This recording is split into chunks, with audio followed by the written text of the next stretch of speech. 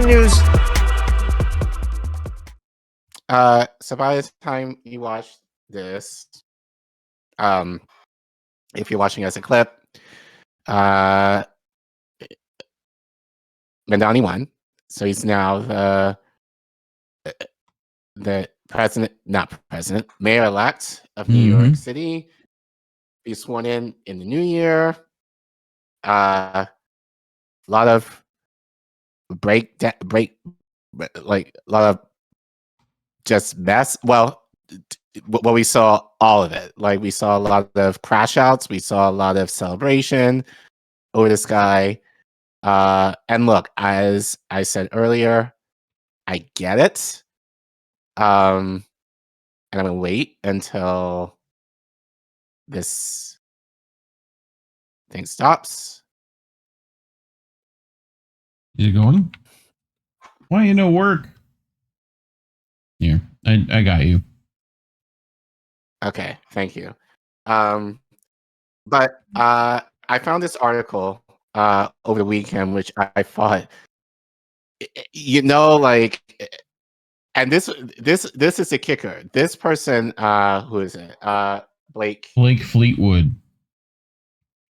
Fleetwood admits, I am a capitalist through and through. Yeah. So in context, keep that in that lens. But I actually agree with a lot of what he says here. But not for the reasons that you probably are thinking of. So we'll get through the article, we'll talk about it, and then we'll roast Mamdani later. So depending on how you want to do this, Reef, you probably want to make this 2 separate segments. But anyway, so Blake writes in ScheerPost, why capitalists should support Mamdani, a communist lunatic, because of course any person that suggests the idea of helping people, especially in the Democratic Party, is considered a communist. Again, we should be so lucky. But anyway, Blake writes, sorry. Is Andrew Cuomo experiencing a dead cat bounce? What is a dead cat bounce? No idea. Okay. Anyone who knows, let us know in the comments. Dead cat bounce. That's the opinion of statistician Nate Silver after seeing Kashi betting odds this week. New York City mayoral candidate Zohran Mamdani is at 92% and Cuomo is at 7%. After Democratic Socialist Zohran Mamdani convincingly won the New York City Democratic mayoral primary in June, the Democratic establishment and the wealthy business elite were shocked and mildly hysterical by Mamdani's miracle rise from 1% approval rating to a convincing victory. They scrambled to amass a 100 million war chest against Mamdani. And just look at that. Just all this money just thrown away to prevent him from running when that money could be used for other things. But I digress. Former Governor Andrew Cuomo was lured back into the race as an independent candidate. National Democrats and powerful insiders were especially concerned about what a Mamdani victory would mean for the Democratic Party's future. The election is widely regarded as a bellwether, possibly emboldening a new era of progressive candidates. But despite the lopsided betting odds, Cuomo had recently picked up substantial support, having a 20-point early polling deficit in the closing days. But the polls, with Mamdani up by 15 plus points, still favor the reformer and his army of 50,000 volunteers. The Wall Street Journal equated Mamdani to Stalinism and ran 30 articles for fear-mongering about dystopian future. There are currently 6 mayors in America who are members of DSA, and none of them have implemented purges or rounded out billionaires into gulags, according to the Fair Opinion website. Mamdani's answered that New York is not for sale and promises to oust the oligarchs who have traditionally run the city. I'm not sure how he's going to plan to do that, but okay. Chase's Jamie Dimon called Mamdani more a Marxist than a socialist. It's officially a hot commie summer, said Dan Loeb, a hedge fund manager. The financial fat cats, especially the real estate moguls and the pro-Israel lobby, were determined to demolish the 33-year-old Muslim Mamdani. But don't count the fat cats out. Mamdani is not a shoo-in, even in heavily Democratic New York City, which, as of this recording, he is. Mm-hmm. In the spring of 2021, India Walton, a socialist, beat four-term incumbent Mayor Brian Brown in the Democratic primary in deep blue Buffalo, New York. However, despite an overwhelming Democratic majority, Brown teamed up with Republicans, who were powered by large infusions of cash, and ran a write-in Republican campaign that ultimately beat Walton in the general election. I am a serial capitalist entrepreneur. This is the person writing the article, by the way. I have owned real estate in New York City, started a successful internet travel agency, and I am working on a couple of startups. It's precisely because I believe in capitalism and I want it to be preserved and thrive that I can easily support the pragmatic reforms of a democratic socialist like Zohran Mamdani. Let's see why. Here. Donald Trump and the you go. Thank you. Donald Trump and the Republicans have already labeled Mamdani a communist lunatic. Republicans already call many Democratic candidates socialists. No getting around that label in any election, but they are worried. Charismatic Mamdani adopted Trump's number one issue, affordability and the cost of living, and turned it into a winning change, quote unquote, campaign for Democrats. Interestingly, many wealthy and educated voters support Mamdani. He won among voters making more than $50,000 per year and slaughtered his rivals among voters with advanced degrees. It turns out young Americans prefer socialism to capitalism, according to a recent Gallup poll. But overall, the word socialism has been toxic in American politics since the turn of the last century. However, in recent years, Senator Bernie Sanders has made a significant contribution to legitimizing and destigmatizing democratic socialism. Sanders described it as an extension of former President Franklin Delano Roosevelt's vision to go forward in the wealthiest country in the history of the world and guarantee a decent economic standard of living for all of our people. And to do that, obviously, we have to combat oligarchy and the incredible, unfair, and unequal distribution of wealth and income.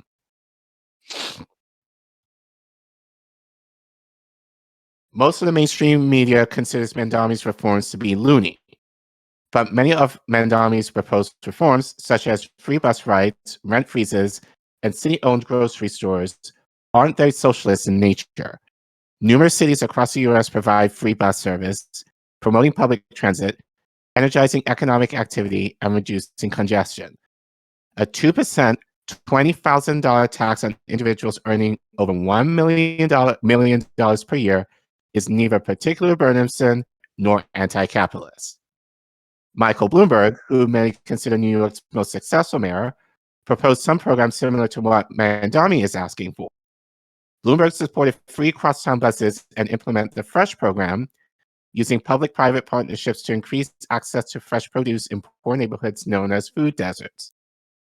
Mamdani called Fiorello LaGuardia, who runs around the Socialist Party line, the greatest mayor in New York history. Former Mayor David Dinkins also ran for New York City mayor as a Democratic Socialist in 1989. Mamdani says his favorite political leaders are FDR and Fiorello LaGuardia, of course. Mm-hmm. Of course. It's like the standard. Like, if you're a Democratic Socialist, you must like a FDR. Keep in mind that FDR made these policies, but not for Black people, by the way. That's what especially a lot of these white commentators are not going to tell you. Yeah, this they did not dog shit so far. Like, like, no offense, but I didn't say it was good. I just said it was interesting. Okay. There's more to it though. After his primary win, Mamdani quoted FDR's fireside chat from 1938. Democracy has disappeared in several other great nations, not because the people dislike democracy, but because they have grown tired of unemployment and insecurity, of seeing their children hungry while they sat helpless in the face of government confusion and weakness. In desperation, they choose to sacrifice liberty in the hope of getting something to eat. New York, if we have made one thing clear over the past months, is that we need not choose between the two. Ironically, real socialists strongly denounced the progressive policies of Mamdani and Sanders as a faux attempt to co-opt the coming revolution, just as during the 1930s crisis. Socialists and communists actively opposed FDR's New Deal's social welfare programs that ultimately preserved the free markets of today. Go tell that to Huey P. Long, dude, who is one of the people you're fucking talking about. What happened to him? Huh? Not that Huey P. Long, the other Huey P. Long that Huey P. Long is named after. All right? There's a fucking bullet hole in the courthouse in New Orleans to show you what the fuck happens when you make share your wealth clubs and, you know, like, and literally the second New Deal, which you forget to mention, is modeled after Huey P. Long's fucking letters to FDR, being like, what are you doing? Like, yeah, not good. Not good. Of course the capitalist is like, yeah, but we can save capitalism. Like, anyway, continue. Today, the capitalist system is under its greatest stress since the 1930s. Good. There has been seismic economic changes, exponential technological advancements, and globalization have produced unfathomable riches for a minuscule elite. However, this new wealth has not trickled down. It has resulted in gross inequity for the many, creating a dangerous time bomb that has broken the social pact of upward mobility and growing prosperity for all that endured from 1933 to 1979. This latest engineering of America is not working for the majority. Upward mobility for the lower and middle classes has stalled. Median wages have been stagnant for 40 years. Middle class wages will no longer support home buying, a college education, or decent healthcare. Life expectancy in the US is declining, and our healthcare system ranks 37th in the world, despite the US spending more per capita than any other country. This increasing equality has persisted under both Democratic and Republican presidents, including Clinton and Obama, as well as Bush and Trump. Businessmen and politicians are just doing what they have always done. It's just that rules in the game change rapidly. An elite got very rich very quickly, and the middle class found itself increasingly ignored, irrelevant, and forgotten. Average citizens are angry and left out. They can't afford the lifestyle they grew up with and are increasingly willing to blow up the system to see what happens. No political or economic system can survive for very long that does not improve the wealth and health of its ordinary citizens. Disgruntled Americans voted left for change in 2008 with Obama, then made a 180-degree turn moving right for change in 2016 with Trump. Then they voted for Joe Biden as a change candidate. Every time, middle-class Americans were bitterly disappointed with the little they got, more politics of platitudes, while inequities continued to mushroom. Mamdani is a change candidate in New York City. Mm-hmm. To Europeans, the American understanding of socialism is absurd.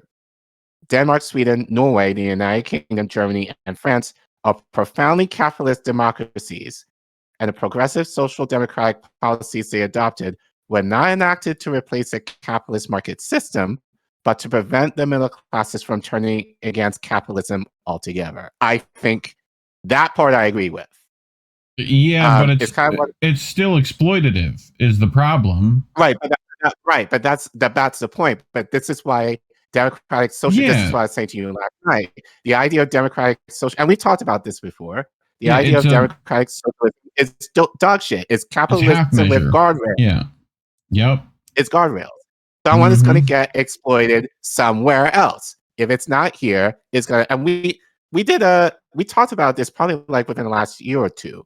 Yeah. Like the dangers of social. So in that regard, I'm glad he said it in this way. Like, it's not the idea of saving people. It's just give the people a little bit more free perks so that they're able to work for us and not die. That's essentially what he's saying. And that, which I think is very true. It like, if they ran with that idea, But the problem is, it's that, a lot of billionaires don't see it that way. Like, they see like losing a little bit of money as a threat. Yeah. So they rather not do that, which is why I kind of Yep.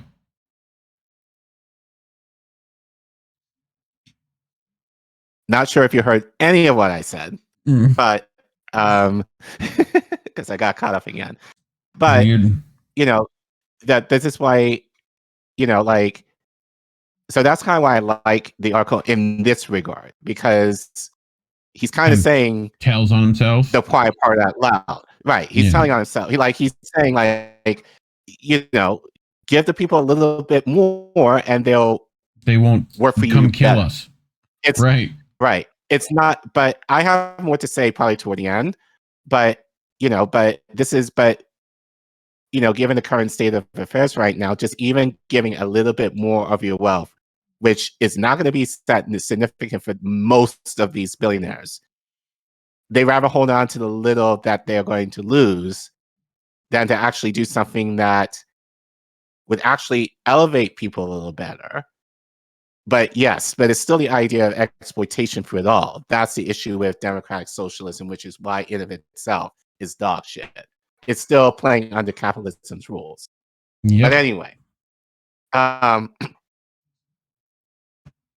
capitalists and Wall Street should embrace the mild reforms proposed by Mamdani as a quick and simple way to diffuse explosive venting and solidify long-term support for free markets.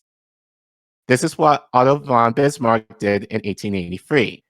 With the German economy in freefall, Bismarck adopted a masterful plan for universal health care and a social security system to counter the threatening demands of a growing socialist party. His tactic was simple: beat the Marxists at their own game. After his reforms, the German economy prospered for decades to come. The socialism of Mamdani is a pragmatic belief that the government should deliver a slightly broader range of basic public services, such as transportation, housing, healthcare, and education, at a significantly reduced cost or for free, not very different from FDR's reforms in the 1930s. Polls show that 70% of Americans support Medicare for all, and 74% support a wealth tax. These are not such radical ideas. The government already provides many services to the public, including roads, schools, fire departments, police, courts, libraries, and the legal system. The democratic socialism of Mamdani just carries these public services a bit further. To confront changes that he's experienced in anti-police, Mamdani is expected to appoint experienced bureaucrat controller Brad Lambert as deputy mayor and retain widely respected and experienced Jessica Tisch as police. And we're gonna, and we got more to say about at least Tisch. Yeah, in this a second. Is terrible. This is not bad. Terrible ScheerPost. Why are you promoting this? What are you doing? Moderate tempering of the excesses on unfettered capitalism is not a new phenomenon. It has happened in regular cycles in American history. It has created, for the majority, the American dream, a widely shared prosperity, and the most vibrant economy the world has ever known. So again, you're right, it's dog shit, but I only read it mostly for that one part. It's the idea of like, it's the idea of like, give the people a little bit more so that they're able to work, which I think he kind of hit the nail on the head in terms of why Mamdani is so dangerous. Yeah. Because it's more reform, it's not liberation. And that's what people need to understand. And we need to have someone who can actually speak into like what liberation means versus these reforms. And I think this is a mistake that even in our space people are making. It's like the little perks are not meant to free you. They only meant for you to work harder. That you're not going to suffer while you work for these same people that will still exploit you. And speaking of exploiting, like talks about Jessica Tisch like Tish works with the ADL directly to crack down on anti-genocide protests, smears them as evil terrorist anti-Semites. She also praised the brutal police assault on Columbia students. So, and who is the other person he was talking about? Brad Lander. I'm sure also just as fucking dog shit. Like, right. But and he's wanting to. We'll get into it in a minute, but capitulate with his. He's flip flopped on his anti-police stance or whatever. Like that's not a good thing. Like no offense, Right. But I do have a couple more slides to the article. At the turn of the last century, 1870 to 1890, during a similar period of economic transformation from agricultural to industrial, the excesses of the Gilded Age and the growing inequity gave rise to populist anarchists, and socialist insurgencies. Republican President Teddy Roosevelt realized that tinkering continually with capitalism is the best way to prevent it. Roosevelt came up with this square deal to break up the monopolist trust and created decent living conditions for millions of new factory workers. He also proposed a ban on corporate political contributions, an income tax, and an inheritance tax. Likewise, during the Great Depression of the 1930s, a period of economic misery, FDR funded millions of government jobs and numerous social programs by raising the top income tax rate to 75%. Roosevelt, called a traitor to his capitalist class, defended his actions as a pragmatic response to widespread wretchedness and hardship of the times. Reformation to preserve is a slogan he borrowed from the British politician Thomas Macaulay. Yeah. If we continue as we have been, the relentless self-reinforcing arc of unfettered capitalism, globalization, transformative technologies, and excess wealth will continue to explode exponentially and inevitably prolong downward mobility for the middle class.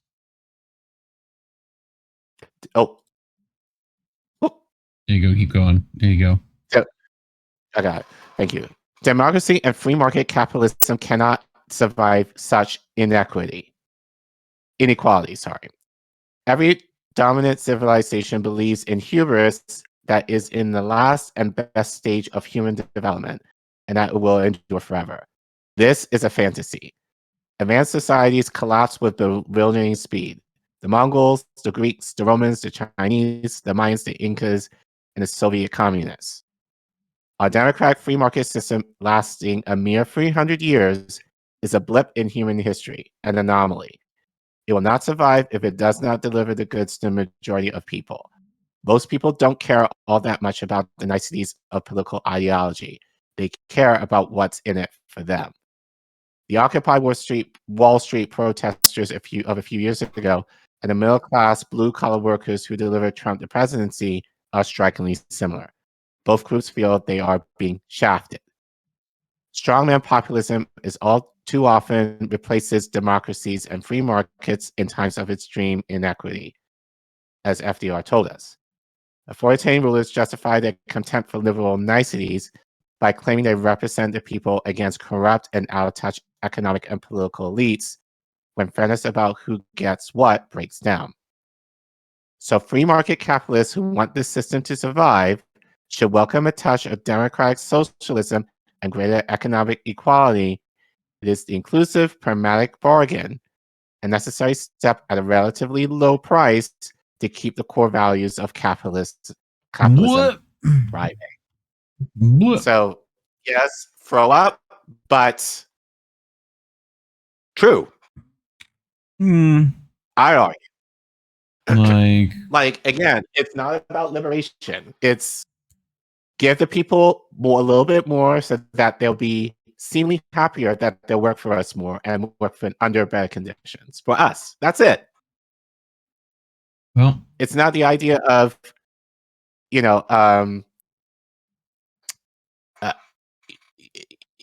it's not in the terms of seizing the means of production. It's just giving the poorest a little bit more so that they're willing to work.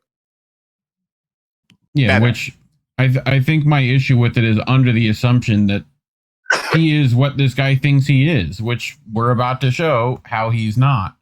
Like, you know, like even that, even the like, oh, well, we could do this and, you know, Democrats, like, yeah, but he's not that. Just like Obama wasn't that. Right. Just like, you know. Right, but that's the thing that I think, and thinking about it this morning, this is what I think is getting me kind of riled up about, because people are not seeing that. People are not making the connection of, oh, if I get, you know, free busing, or like it will, you know, it will make my life a little better, which sure, but not to the degree that people might think of it as. And that's I don't the even problem. think it's that. not the idea. Like, sorry to burst y'all's bubble, but you know, and you know what? I'm not sorry either. Like, how many times you got to fucking tell these people? Like, over and over, the same playbook is going to be used against you over and over. Like, we told you he was AOCIA 2.0. We said he was Obama 2.0. Y'all, look, Obama advisor, right in the middle of his fucking cabinet. Like, and there's more. There's a whole bunch more.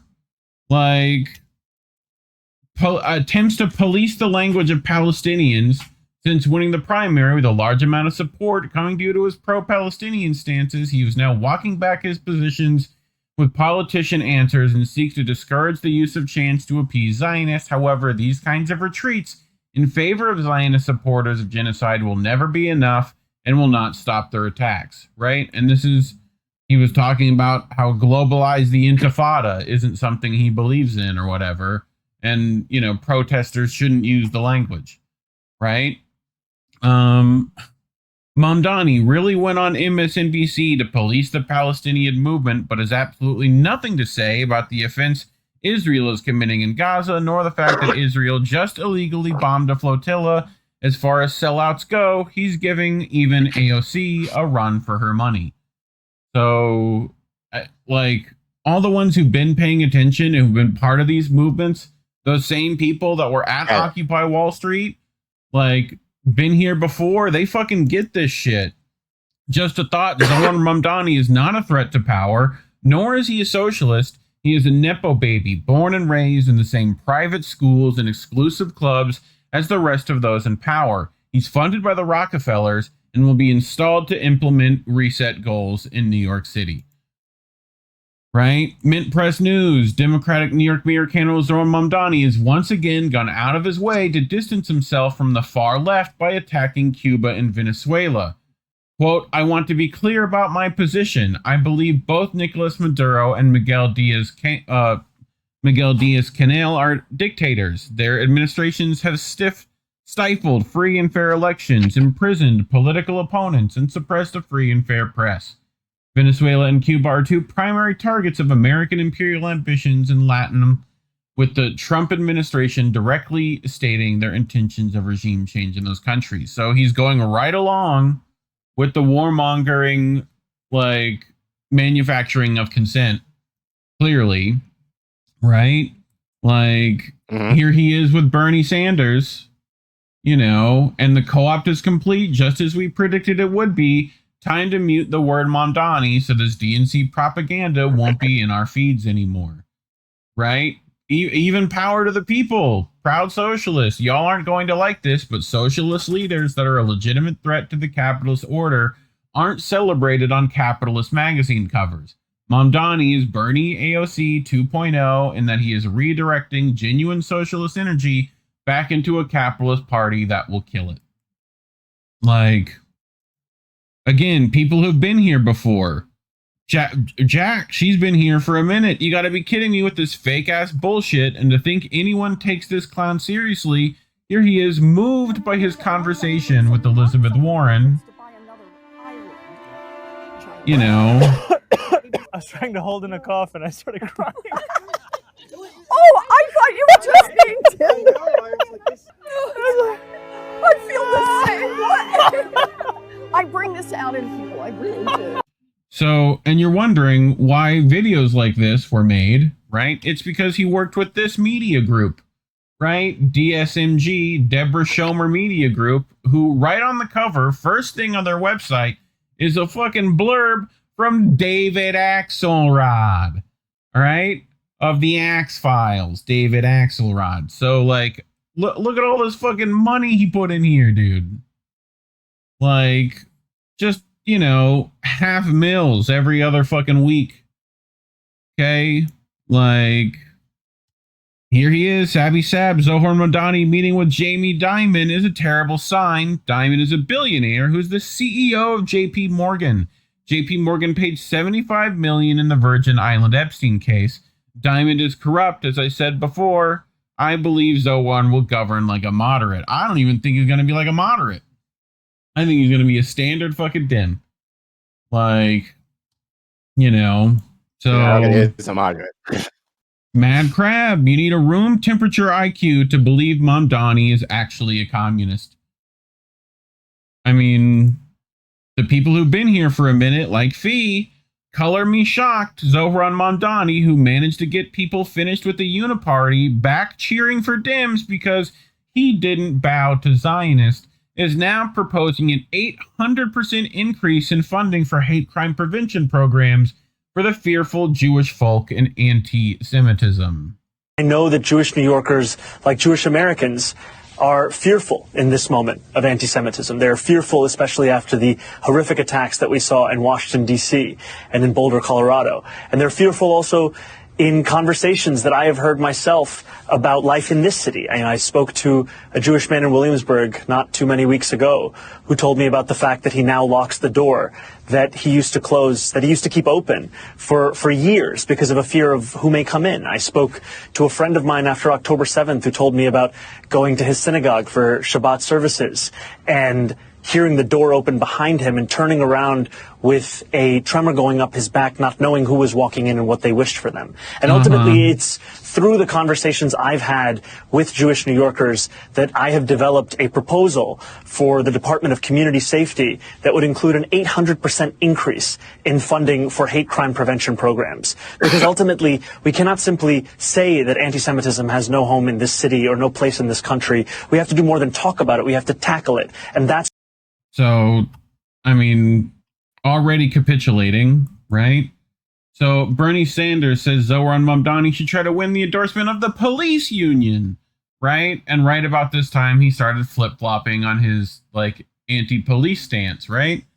Mamdani is going to likely be running the nation's largest police department, and for all his faults, Mayor Eric Adams has overseen crime going down. You were a mayor. What does Mamdani need do to not let crime, which is admittedly somewhat out of the mayor's control, create a national vulnerability for the left?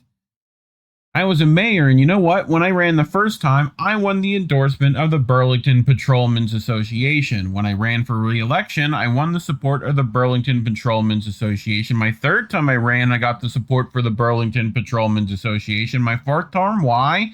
Because we recognize that being a police officer is very difficult work, and our police officers got to be treated with respect. They do enormously important work, so just being the bootlicker that Bernie is, right? Feed, breaking, absolutely no one could have predicted Mamdani was a captured pawn for the establishment like progressive Zionists. Oh, wait, sorry, some of us, Fee, a bunch of other fucking people, right, absolutely called it day one as it was blatantly obvious. Never mind. Keep strolling. And look, Zohran Mamdani meets the Jews of Park Slope. I'm going to have people in my administration who are Zionist. The front runner for New York City mayor says as he puts a softer spin on his anti-Israel path. Zohran Mamdani just said, I'm going to have people in my administration who are Zionists, whether liberal Zionists or whether they may be on that spectrum. That means that he's also going to have Likudniks alongside the horde of J Streeters who already run his campaign. Right? So create a city hall or a city in my... I'm going to have people in my administrations who are Zionists, whether liberal Zionists or whatever they be on that spectrum. Jesus Christ, dude. Like... Fucking, oh, but wait, remember how he was talking about how billionaires Wall Street needs to fucking right. Like, well, Take guess what? They fucking did. Like, the boy in the article was just like, Wall Street needs to, you know, support this guy. Well, here is George fucking Alex Soros, George Soros's son, right? Like, being right there along with him. Oh, and then another day, he's right here with Frau Genocide herself, you know, as Claire Daly would call her. Like, fucking, you can't be any more Angel Rivera, INN member. Just this picture should tell you everything you need to know about Mamdani. He's going to be a puppet for the New York City elite and of the NYPD. Once again, young voters got tricked by their favorite left-wing PMC influencers. And by the way, some of you have been seeing those influencers push this guy fucking hard, and y'all need to fucking write those names in your little fucking black books and fucking make sure that you know to ignore them from now on. And y'all, right. I could name names, but y'all should be able to do that yourself. And I don't want to hear, yeah, but they do, but no, this gets you out of the club. They were already out of the club, and y'all let them the fuck back in so they can do this kind of shit. And I'm fucking tired of it. Y'all should know better. Like, look, Sam Husseini, I don't recall seeing this pic before the election. I do. I remember seeing it, Sam. Like, look, Keith McHenry, a local color revolution by election. That's exactly what this shit is. It's all fake revolution, as Caitlin Johnstone would remind us. Nico House, this is your socialist savior here with fucking Alex Soros? Like, this Alex Soros, by the way, this needed to be said. Israel is not committing genocide in Gaza. That's the motherfucker. This guy right here, this one, with this guy that is supposedly the big fucking Palestinian win, he's fucking glad-handing this guy. Alex Soros, the son of notorious billionaire George Soros and chair of the Open Society Foundations, took aim at left-wing climate groups, saying all they do is talk about Palestine. In an interview with New York Magazine in which he detailed his plans to fund efforts to foil the Trump administration's agenda, Soros expressed his frustration with the leftist environmentalist group Sunrise Movement, which is heavily funded by Soros-backed organizations, just in case y'all forgot that shit. What the hell do they do, by the way? Soros, who is Jewish, complained, we gave them money, and now all they do is talk about Palestine. It's ridiculous. That's who you're glad-handing. This is the babies you're kissing. Billionaire George Soros, father of Alex Soros, donates $1 million to J Street. Okay? This is who you're fucking dealing with. This is the fucking shit you capitulate to get into office. They do not let people who are going to challenge power into power. They don't fucking do that. Right? Look at all the people this guy's meeting with. There's fucking Nancy. There's Joe, Obama, Cam, Kamala, fucking Gavin. Right. I mean, fucking Chucky the Shoom. Like, for those who are genuinely curious about what this picture of Mamdani and Soros means from a practical fundraising standpoint, here you go. Nico bringing some receipts. Sam Antar's breakthrough, charitable to political conversion. Antar's investigation, built on years of IRS from 990 analysis and 9 separate whistleblower submissions, traces more than $13 million in financial flows from George Soros' foundation to promote open society into Bend the Ark, a Jewish partnership for justice, the charitable arm of Bend the Ark. From there, the money moves into Bend the Ark, a Jewish Action, 501c, the political advocacy arm where Alex Soros, George Soros' son, serves as founding chair. Both organizations share the same CEO, the same address, and even cost-sharing agreements for staff, creating what Antar described as the revolving door of charitable dollars dressed up as political independence. This is what you're dealing with. The Mamdani psyop hinges on convincing the gullible, right? He's a radical communist jihadist who will impose Shakira law and the shit liberals. He's a social democrat who will bring feel-good changes for yuppies and underpaid millennials in New York City. The truth is, he's neither, but simply, put simply, they're to keep the two sides fighting over a character that doesn't exist. He's not going to better the lives of New Yorkers. He's not going to take on Zionism. He's talking about anti-Semitism, for fuck's sake. He's certainly no communist, nor is he even remotely a threat to the establishment. His election is of zero significance to Palestinians or U.S. imperialism, to which he will simply add a better flavor for USians. But let's be real that all 80% of Americans care about anyway. They don't really give a fuck about the world beyond their slogans. On the contrary, he's rather part of the elite, beyond Soros, which is an obvious indicator that will continue to divide the masses to fight over a fake poser, just like Obama and AOCIA, etc., all of whom are not anti-establishment, but a progressive rebranding of it, necessary to dupe the idiot left into trying reformist politics for the 2,929,049 times. Okay? And continue to fail, and also necessary to alienate the entire country away from any actual anti-establishment organization by convincing the idiot right he's an Islamic commie. It's absolutely insane to watch this from across the world, to watch exactly how none of the so-called progressive podcasters have moved an inch towards intelligence, amen, be it for money or clout, and the right just eat whatever red meat is thrown at them, even if it's fake.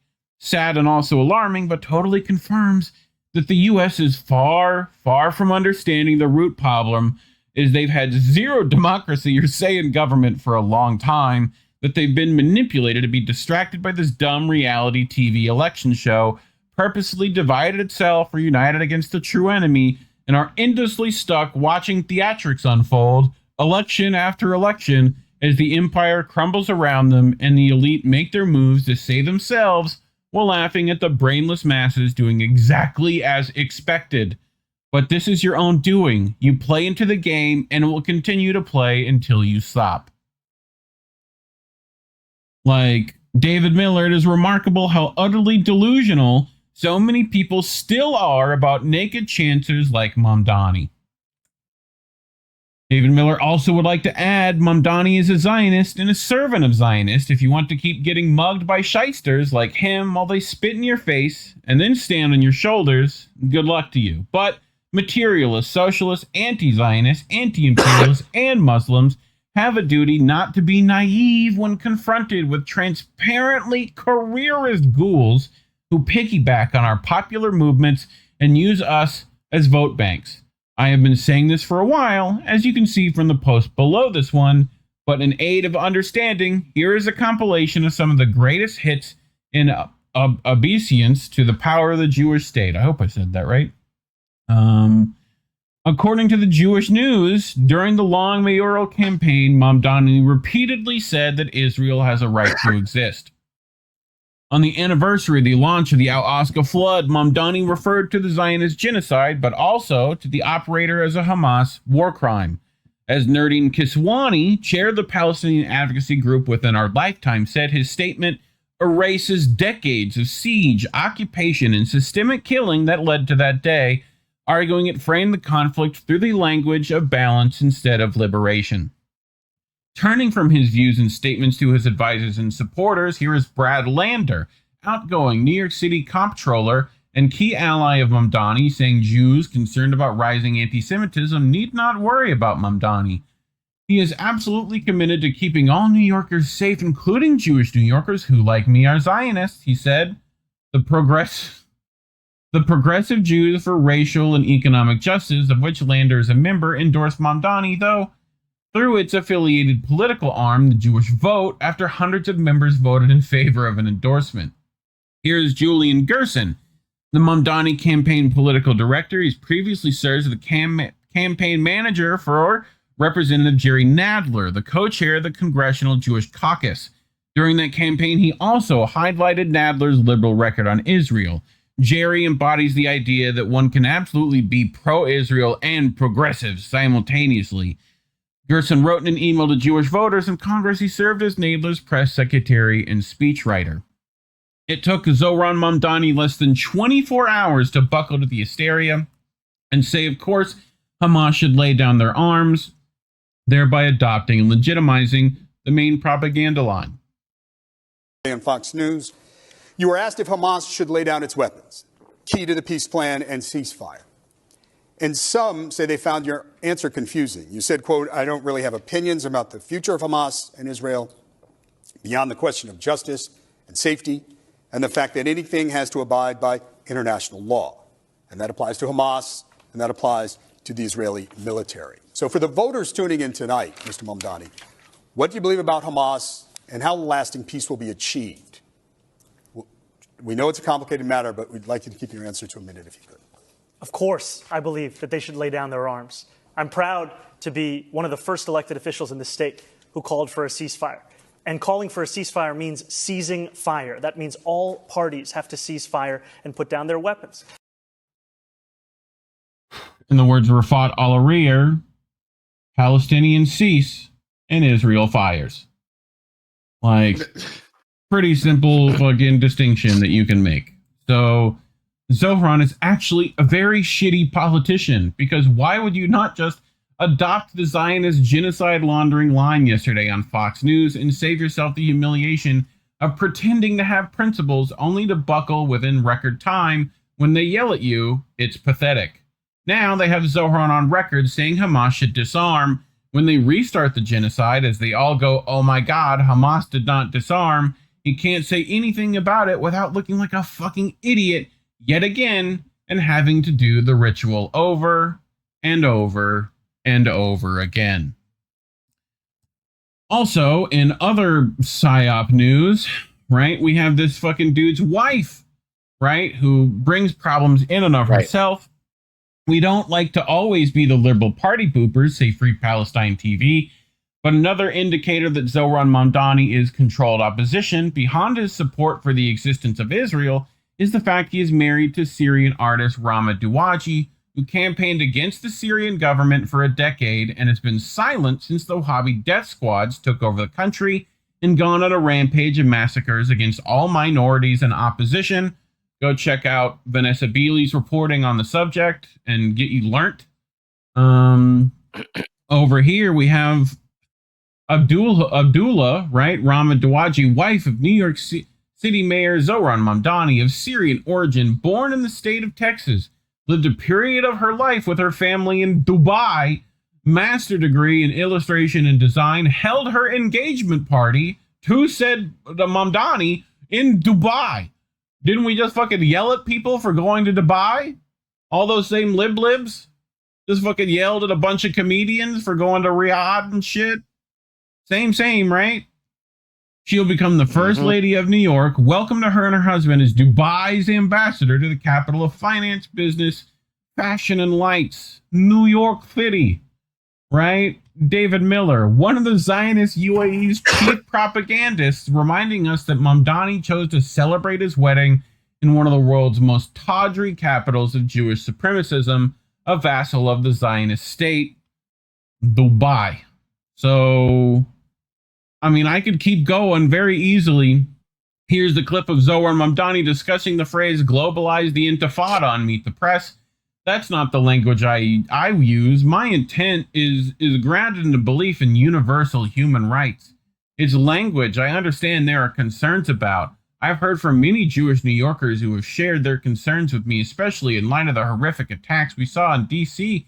and in Boulder, Colorado, about this moment of anti-Semitism.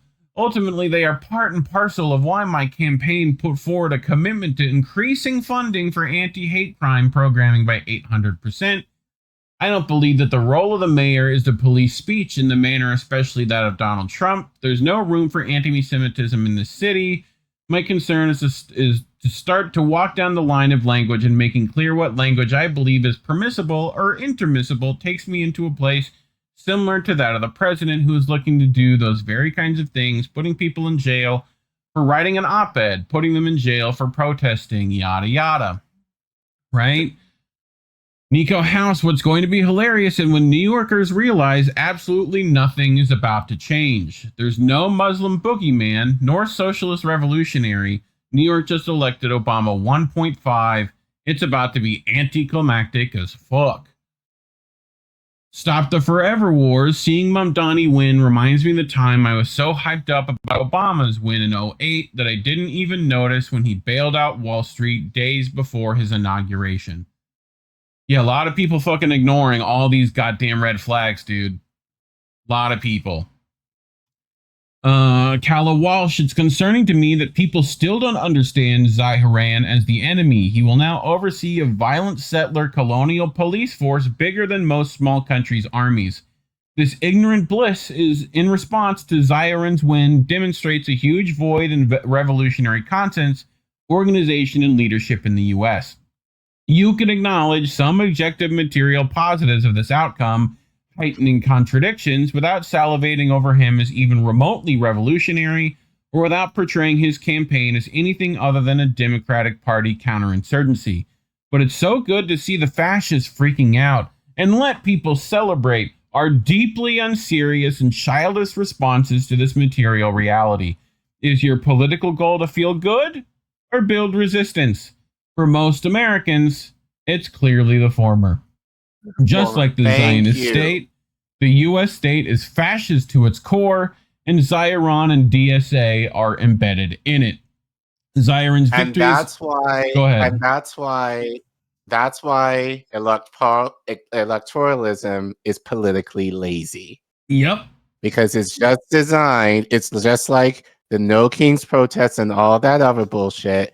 It's just designed to make you feel good for a couple of seconds about the idea that you did something to protect democracy, when the real work in terms of organization, like getting in their face and actually making them do your bidding, that's a hard work, and no one wants to do that. And I think for me, as someone, hell, like I'm still doing it. I took a break. Like I told this to you last night, because I used to be a part of a teacher advocacy program, and I stopped it because just, I've done it for a while. Yeah. And they called me back in, like, Collin, we need your help on something. Do you mind making this presentation for us this weekend? So I have to do that and progress reports over the next 48 hours, in addition to doing the show. But that's the point. And it's like, if you're an organizer and on the ground, the work never stops. Like, and so the idea that you feel like you can just vote and have your problems go away, it's stupid. It's stupid. And it's again politically insane that's what people feel that they have, and they might mention it in social media, or even like some mainstream podcaster in the know of like, oh, we have to continue organizing, but they don't give any examples. They're not doing the damn organizing their damn selves. They're just saying it from the comfort of their screen and their microphone in their house or wherever their studio is. They're not engaged at all, other than maybe report on the bullshit and all the drama. Meanwhile, the people who are actually doing the work tirelessly, in spite of whoever is in office, do not get any recognition, or when they try to make moves in order to move the needle a little bit, they get shunned or dismissed because they're seen as opposition. Yep. Or they're too mean. So, as Jamal Bowman once said, like, oh, I didn't do what the left wanted me to do because they were mean to me. Well, we'll get to that. We'll get to that in a bit too, because I have problems with another sentiment too. But so Zohran's victory is objectively good, not because working people's lives will change, but because it heightens the contradictions within the ruling class. His inevitable betrayals will hopefully disillusion his base with working within the Democrats. I'm not celebrating for 1 second, because I know he's going to keep brutalizing, arresting, and prosecuting my comrades. Calla Walsh has been questioning the sentiment all day, and I am not sure if I even fully agree with it. Mamdani's betrayals are not really inevitable. They have already been made. Nor are they really betrayals, rather than a fulfillment of his own class interests, which has been my point. But here we go. Here's his clarification about the episode. Highlighted that just days After the interview, Mamdani's campaign clarified its position by stating both Nicolas Maduro and Miguel Diaz-Canel were dictators. I want to be clear about my position. I believe both Maduro and Canel are dictators. Their administrations have stifled free and fair elections, yada yada, right? David Miller, here is Mamdani adopting the position of being a running dog of U.S. empire on Venezuela and Cuba. I want to be clear about my position. I believe both Nicolas Maduro and Miguel Diaz-Canel are dictators, right? Mamdani stated Venezuela and Cuba are the two primary targets of American imperial ambitions in Latin America, with the Trump administration directly stating their intentions of regime change in these countries. Oh wait, but Yeah. didn't I have a question? Didn't he at some type of interview when he was asked about Israel, he was like, "Why should I care about Israel? I'm the mayor of New York." Right. Why is he saying shit about Venezuela and Cuba? That's not his jurisdiction. Last I checked. Why should he care? Caitlin Johnstone, cool timing for Zohran to declare Maduro an evil dictator as we're bombing fucking random boats in the Caribbean for it. Like just fucking stupid. Anyway, right? And here's his October 7th statements, right? Hamas carried out horrific war crimes, yada yada. Danny Haifong, Zohran Mamdani called Venezuela and Cuba dictatorships, condemned U.S. sanctions on war crimes against these countries. Zohran is now dog-whistling the Zionists by condemning Hamas before mentioning a word on Israel's U.S. extermination campaign against Palestine. DNC grooming at work. Zionists freak out about everything. But it's good to see Zionists feel threatened is a deeply unserious excuse to celebrate the Democrats who have committed a Holocaust before our own eyes just because their candidate won, who has done nothing but coddle Zionist feelings. Now that Zohran won, can we finally talk about how his capitulation to Zionist talking points shouldn't be normalized or encouraged in our movements? Winning election doesn't make those concessions any less harmful. And you kind of mentioned these people who are like, you know, we can hold him accountable. Yada yada. I saw Mia Khalifa of all people was like, oh, great that he won, but can we like hold him accountable? Like, how you gonna fucking do that, huh? What, like protesting the squad while you sleep on the fucking steps, and then you get the fucking music turned on you when you mention about the 10% that don't get their money? Like, right. How about that kind of shit? How about that kind of how about asking the squad members in their own thing when they're going to do shit and being practically escorted out? I don't know anyone who's done any of that kind of holding accountability, Collin. I maybe you do. You know, we've been here. A lot of people been here for this shit. You know what I mean? A lot of people been on the streets for this shit, and it didn't do much. As much as we appreciate those. Sounds like we need to make that a short and insert that part where I went mini viral. Unfortunately, people didn't know it was me, but people who know my voice right now know that was me. Yeah. That I called out AOC in terms of what she was going to do. She gave a bullshit answer. And funny enough, like I saw Cori Bush mention something like in terms of, oh, I fought for like, you know, making sure that people weren't evicted from their homes, but she had her comments on her Twitter shut off. Turned off? Yeah. How appropriate. Yeah, turn on the white noise. Given that, right. How appropriate given what I did. And she was the one who was like, turn the music on me. Like, because they didn't want to deal with my questioning at the Capitol several years ago. Jesus, don't believe it's that long. It's over 4 years ago. But but yeah, I think I look, here's my take. There's one positive, if you can say one. I think with all the hoopla, like we forget at the end of the day, this is a local politician. So people who are activated in New York, and given this is kind of like my realm, people in New York have the slight advantage to have a little bit more engagement with Mamdani versus if he were like governor, like governor or like any higher position in office. So there is some potential that you're able to kind of break through with Mamdani when he messes up, because you know he's going to. But look, for me personally, again, and it's a lot of my liberal friends, most of them are liberal, who are excited. I get it. But I'm not sure if you have the Kwame Ture clip. It's coming up. Piped in. Okay. But it's the idea of like voting and thinking you're just your hands and done is political malpractice. Yeah. Keith McHenry here. You can't eat politicians or their political parties. Like, voting on those one days ain't gonna do shit. Like, people are so starved for radical change, they think that victories of the ruling class are the victories of the masses. Like, we want hope and change. We haven't fucking got it.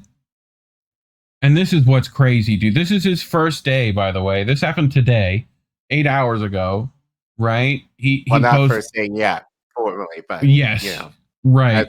As mayor, day after voting, right? Like, disgusting, heartbreaking act of anti-Semitism, and has no place in our beautiful city as mayor, right? There was a swastika on a window or whatever, and we all know who fucking paints those things on windows.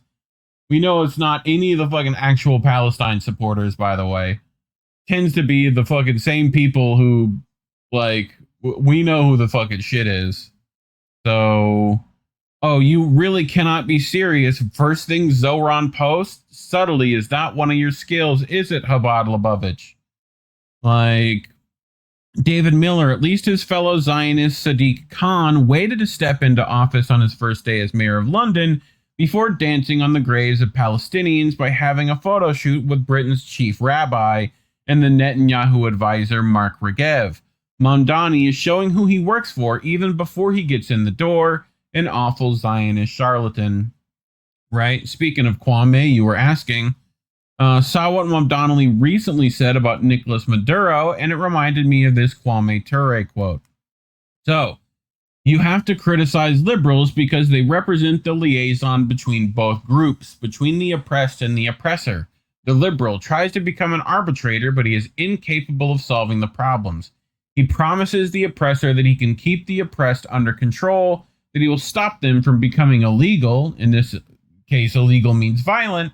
At the same time, he will promise the oppressed that he will be able to alleviate their suffering in due time.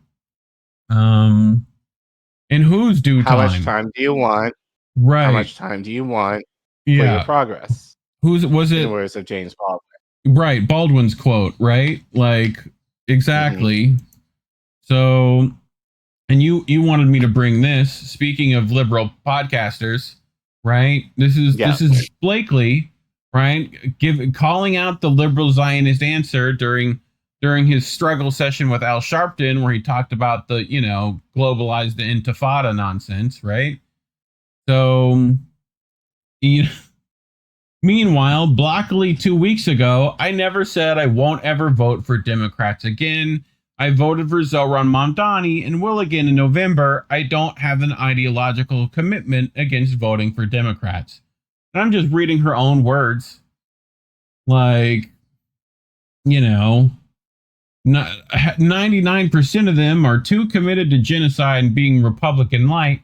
But I lived in Maine. I might vote for Graham Plattner. I am not anti-electoral. I just didn't vote for any of the federal candidates this last election because of the That's the fucking problem. That's the problem. Oh, look. Blockley still supports Mamdani. Yup. That was the problem all along. Was still within the party. Yup. Supporting politicians is the problem, especially ones with a D next to their name. Electoralism is a fool's errand. Anyone still supporting it should be ignored. So just hit those mute buttons. Be quick with those. We didn't we didn't put it in, I don't think, but because we talked about this last night, how Blakely, I guess, got into some event, I guess, yesterday, and sorry, want to be respectful, they asked him, you know, for people who are sick of electoralism, what should they do? Essentially, is what they asked, and Zohran gave a dog shit answer. He's just basically like, "Oh, the work." Basically, what I will just say to you would say, "Vote harder." Essentially, is what he said. I will elaborate a little bit more and say basically what he said was, "Oh, the work is going to has to continue anyway, but all it's going to take is 10 to 15 minutes to vote for me." Is essentially what just adding. But then you guys have to hold me accountable. It'd be same shit we've heard 1,000 fucking times. But he didn't say that though. He did not say that though. At least in the clip. So meanwhile, Blakely was nodding with him, being like, "Yes, yes, yes," and for me, as someone who advocates on the ground, just fucking pisses me off, because it's still the idea of, like, again, as I said earlier, regardless of whoever is in office, people are going to be doing this work anyway. And the idea that, and you know what? I think there's an article that I found that talks exactly about this issue of why electoralism is dangerous. Because essentially what we're giving away our power in terms of the organization that we're able to do in the ground to force these politicians to do anything. And when you give our work, our tears, our suffering to them in the hope that, okay, all this work that we're doing and all this groundwork that we're doing, we're just going to give to you in the hope that you take something with it, is political suicide. Yeah. That's the danger of electoralism. That's the problem with people like AOC. She took a lot of that natural swell that could have been used to really shake shit up in government or like in the corporate sector, and actually having millionaires actually scared, took all of that energy and siphoned it into a party that is essentially shit. And Zohran is already beginning to do that. So that's my problem. So I say, look, at the end of the day, I'm going to say this to my New York friends. I know plenty who live in New York, New Jersey, whatever, who look. Well, actually, no, two things. Because I said this to a friend of mine today. Like, as in the article that I read earlier stated, like, the things that Zohran reported on, they're not that radical. Really. They're not. Like, hell, we had free transportation during the pandemic. It has, like, in many cities, implemented that. Like, been done. Like, there's nothing really with that kind of will to implement something like that. And really, for most people who are kind of comfortable, like, that's not to say people like paying for healthcare or like, you know, having to pay for certain services, but it's not going to kill them if they have to, right? My issue is, what about the single mom who's perpetually on SNAP, regardless of who it is? What about the person who's trying to get upward mobility, but for whatever reason, just due to life or whatever the means, is not able to get a leg up? What about the children who are constantly in shitty schools, and those who are trying to get out are just, whatever reason, due to environment, family, whatever, you can name it, are not able to get ahead? These are the people that I am more concerned about. I'm not concerned about people like me who will manage. And I feel like Mamdani, that's who he's tailoring to, mostly. Yeah. It's the people, the liberals, who they might complain about certain things, like as far as healthcare, as far as wages or whatever, but they will generally be okay. But for like the lower 50% who are constantly in distress in terms of basic needs, how is he going to affect their lives? Those are the questions that we should be asking. And people are not doing that. Yep. Like, how is he going to affect radical change for the least of these, as people say? Because that's where the real work needs to come in. And so, to close, I mean, to at least to end my point, Yeah.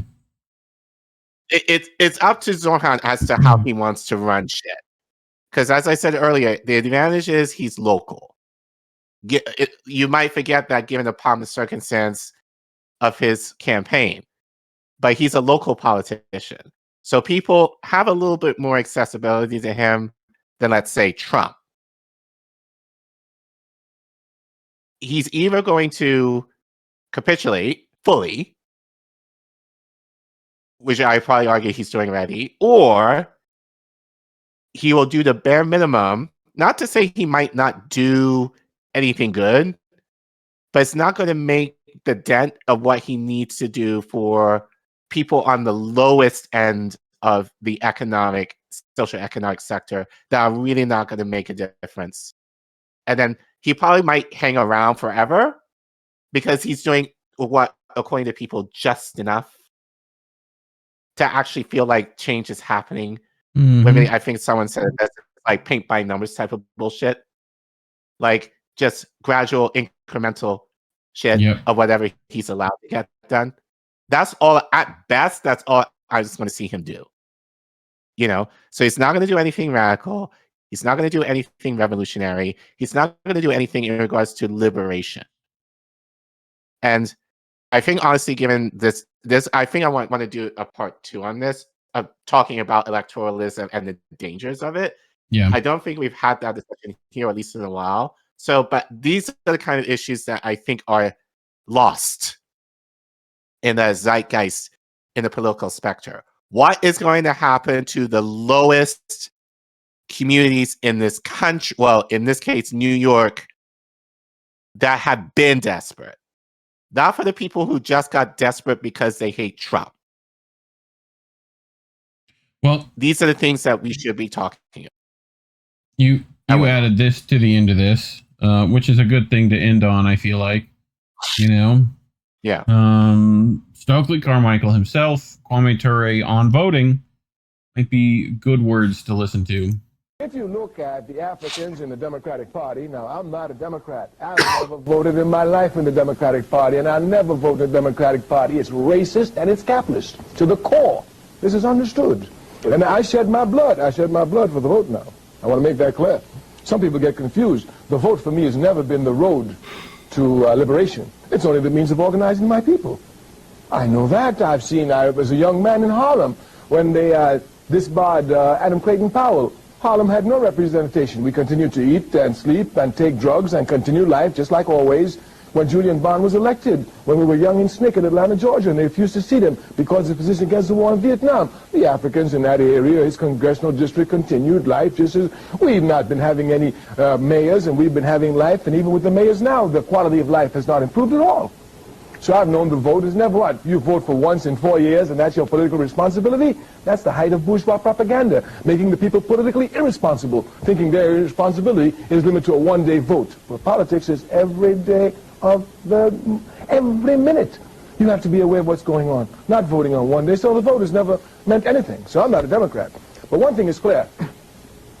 Jesse Jackson, undeniably, has done more for the Democratic Party than any other African in this country. This is an objective fact. More than Ron Brown, certainly. More than...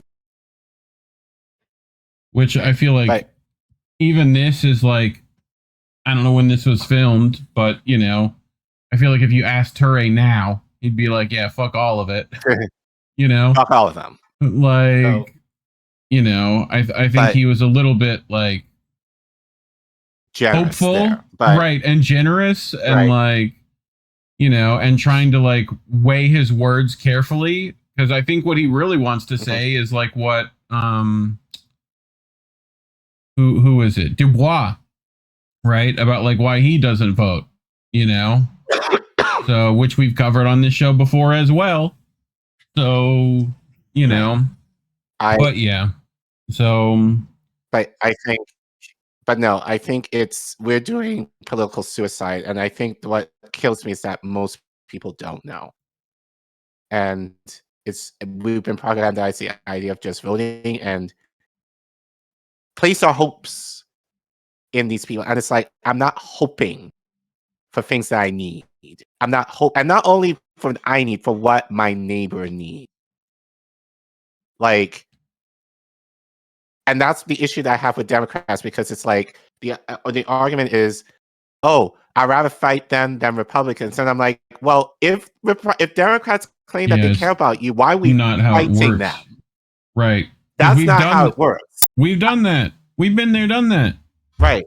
Didn't work out. Right. And look, for me, as a public servant myself, my parents should not have to fight me to educate their kids. I understand my role. Now, not to say there's not going to be any issues that pop up, but I call what I have with my clients, my students, my families, a partnership. Like, I meet them, I understand their needs, and I try my damnedest to make sure that their needs are being met, kids and families alike. That's what it means, like, to work in partnership, not for families to fight me in order to get the very things that they need. So the idea that I need to fight for people that are supposed to work in partnership with me is ridiculous. So that does not hold for me. I shouldn't have to fight a politician, especially if they say that they care, to get me to think, or at least make the attempt. Hell, like, let's go the bare minimum. Like, at least make the attempt to. You know, like a genuine effort to. But like I said, we'll see what happens with this guy. I'm sure he'll get some things done, but they'll be very moderate, liberal at best. He'll need crumbs to give people. He will appeal to like my demographic for sure. He might do some nice things that they're able to recognize and be like, oh yeah, he's cool, whatever, and life goes on in New York, whatever. But the very poor will continue to be poor. And the very rich will continue to be rich. And then there's just the people in the middle who are just kind of oblivious to both. Yeah. So, and nothing will fundamentally change. Change. Yeah. Fucking awful shit. All right. Well, talking about how that's the case might mean YouTube demonetized us, which they have. So you could scan that QR code on your screen or go to code-v.com/Indie News Network and help keep the lights on over here if you so wish. If you can't give monetarily because you're one of the poors like ourselves, like and subscribe, share this video with your friends, leave a comment, let us know what you think. Otherwise, thanks for watching.